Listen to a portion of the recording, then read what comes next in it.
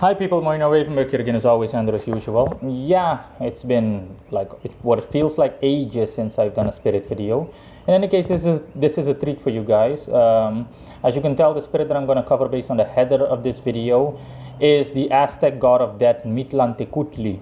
That's how his name is pronounced, Mictlantecuhtli.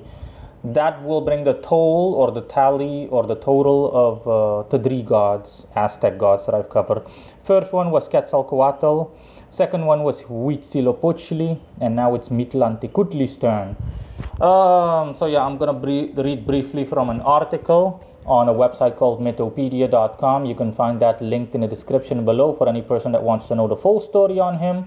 I'm only going to read a short snippet the way I usually do during spirit videos, so give you a general idea on whom and what he is and so on. In any case, here goes. Mictlantecuhtli. He was the Aztec god of death who ruled over the land of the dead with his wife Mictlantecuhtli, that's his wife's name. Yeah, it's quite a tongue twister. He was tricked into giving up the bones that would become the humans of the fifth age by Quetzalcoatl. He was the god of death who ruled over Mictlan, the land of the dead. So the Aztecs called the land of the dead Mictlan, essentially the afterlife. Like Hades, the Greek underworld, Mictlan was where most people would spend their afterlife, regardless of moral standing. And he was commonly depicted as a skeletal figure, though reliefs have also been found depicting him as a skull with eyes. He was sometimes shown with his mouth open, ready to receive the setting stars that disappear during the day. He was associated with one of the cardinal directions and one of the godly realms, specifically the north. Let's see what else I can say. He played a similar role to that of Hades in Greek mythology. Mictlantecuhtli tried to maintain order in his domain rather than act as a judge of the dead, and this led to on occasion him clashing with other Aztec gods and their more creationary desires.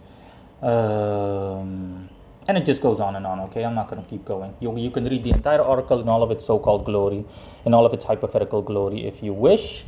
Now, on to the important part, okay?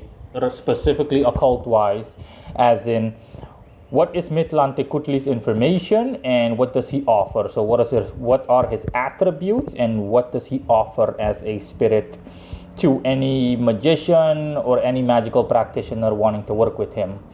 Mictlantecuhtli is Venusian. He corresponds to the zodiac sign Libra, specifically 5 degrees. That 5 degrees essentially stands for having the capability or specializing in swaying people to your cause or rallying them to your cause.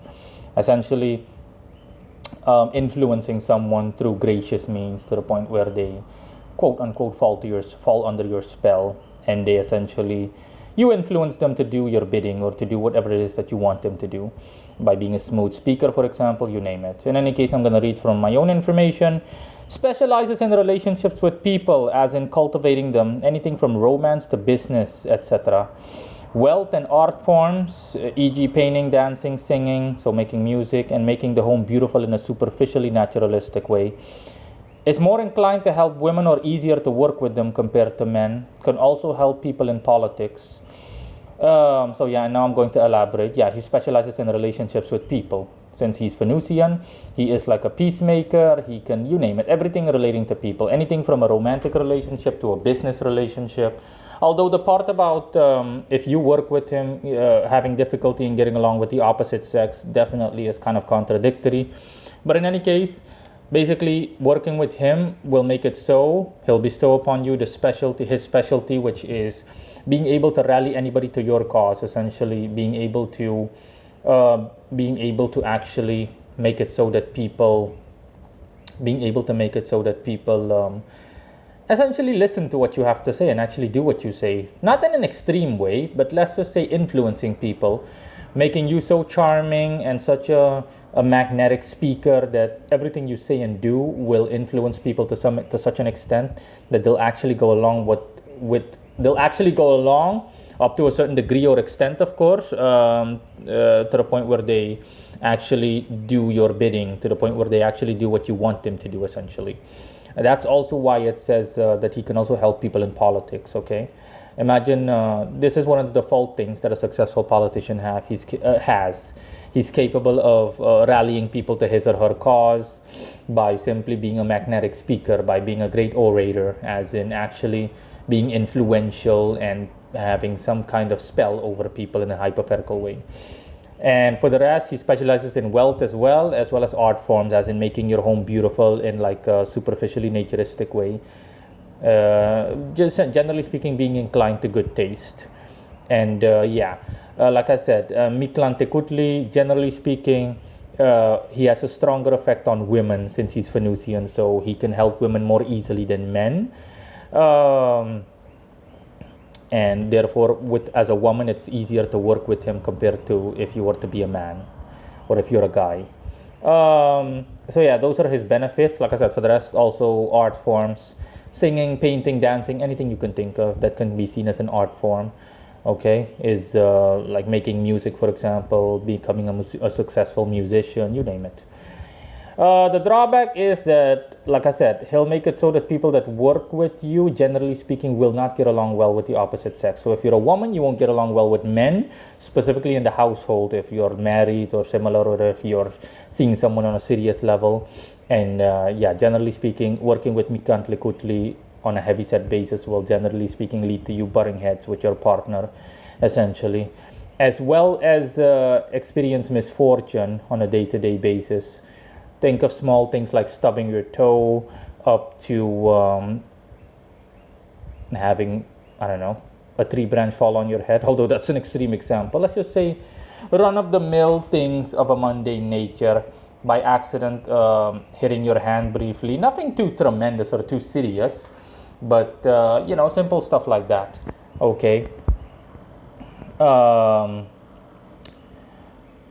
Let's see. Last but not least, he also wants people to be serious and respectful of him when engaging with him. Otherwise, the relationship with him might be of a strenuous nature.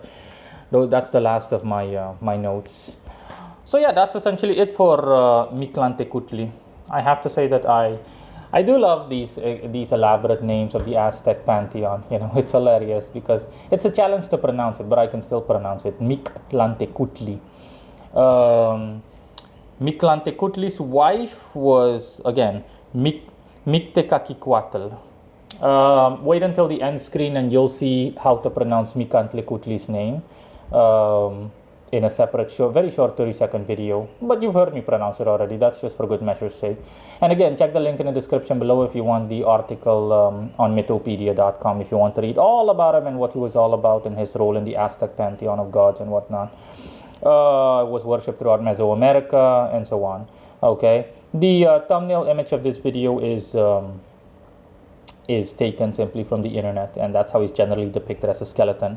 Oh yeah, regarding his appearance, Mictlantecuhtli simply appears as the average Aztec warrior, but instead of being human, or having a human face, he has a skeletal face. Okay. So with skin covered with skin and whatnot, and his wife is the same thing. Okay, his wife Mictlantecuhtli looks the same way. So essentially, they look like general Aztecs back in times when the Aztecs were at their peak, essentially, and they were thriving, so to speak, Aztec civilization. And he also has like a wand in his hand with a skull, essentially. He also has a sense of humor, Mictlantecuhtli. And last but not least, I'm going to close off by saying that his energy, I'm not going to lie to you, his energy is 50-50, okay? His energy feels deadish, but that's why he's the god of the dead, essentially. His energy feels dark, not malevolent. It feels dark, but dark in a necessary way. So the best way to describe it would be Saturnian, despite the fact that he's Venusian. When, again, doing this article alone makes me briefly want to sneeze, and I also had to briefly cough. So almost makes you feel like, you're getting like, how should I put it?